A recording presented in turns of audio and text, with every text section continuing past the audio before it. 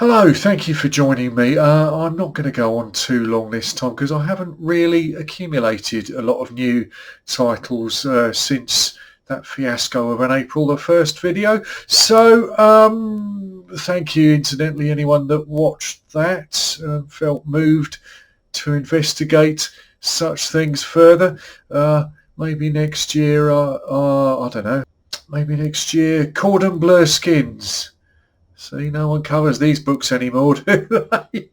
Anyhow, I did get out down to one of my sort of semi-regular ports of call for books, and I didn't pick up much, but I did come away with Nicholas Salamon's The Frights. Now, this was kind of stuffed into the horror section from the jacket art of it. And I kind of assumed this would be a horror title. I'm not so sure now.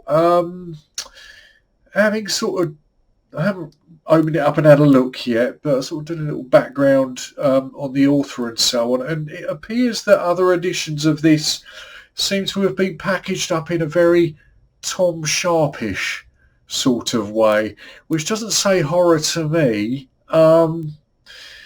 Rather more that very 80s kind of satirical flavour, and are much imitated, incidentally. There were a couple of notable imitators of that Tom Sharp kind of style, which maybe we will touch on at some point. This, I don't know. I don't know what to expect from this now. In the high summer of 1942, rural Somerset seems far from the war.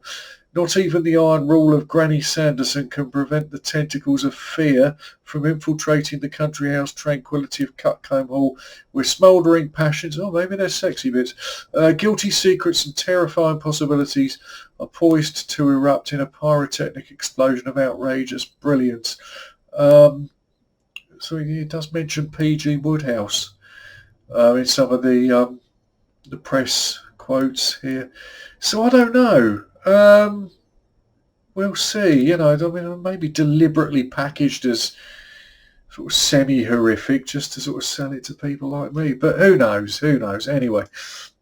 And other than that, Peter Cave. Now, he's come up before. In fact, actually, now I think of it, I'm going to have to look into this more. I'd kind of gone on the assumption that Peter Cave was one of those kind of house author names that a variety of authors might go under. Maybe that's not true, because I did sort of something flashed up where I saw a picture of somebody supposedly that being Peter Cave. So I'm going to have to look more into that. But I associate the name more with these biker novels. In fact, I think I've touched on at least one of those in the past. This looks sort of youth culty, but not quite that. This is the story of, I guess it's that kind of hippie scene.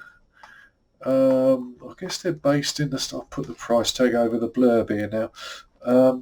Hold on. America being the land of opportunity, it must have opportunities. A trip across the great continent, retracing the steps of the pioneers, crazy living and free loving all the way. So it looks like a sort of permissive generation, 60s, semi-hippie-ish. White line fever says to me cocaine use, but I don't know. Again, I haven't opened it up and had a look. It doesn't seem to involve motorbikes as far as I can tell, or bikers.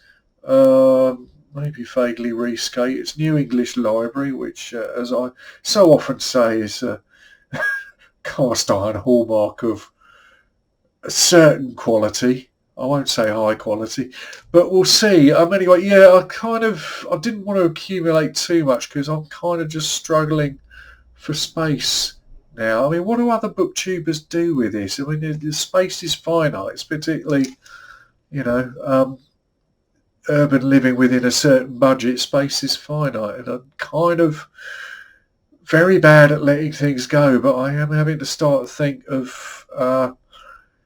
what am I going to have to get out the door? What am I unlikely to ever read, or what have I read isn't worth hanging on to? And I have a very small pile out there, but it needs to be bigger if I'm to keep accumulating. I don't know. If anyone's got any thoughts on that. In the meantime, well, to be continued, I suppose. Anyway, I did promise to keep this brief. Thank you for dropping in. We will catch up very soon, I hope.